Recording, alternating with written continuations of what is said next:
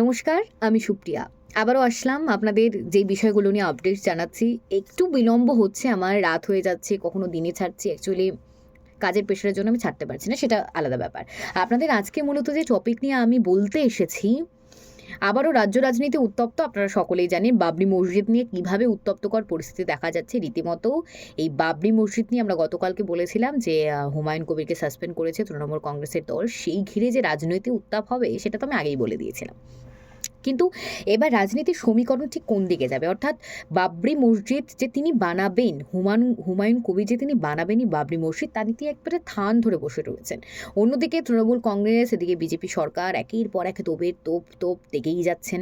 Strategy বলে বিভিন্ন দাবি দাবা করছেন। তৃণমূল কংগ্রেসের এটা ভোটের আগে একটা নতুন সমীকরণ এমনটা বলা হচ্ছে।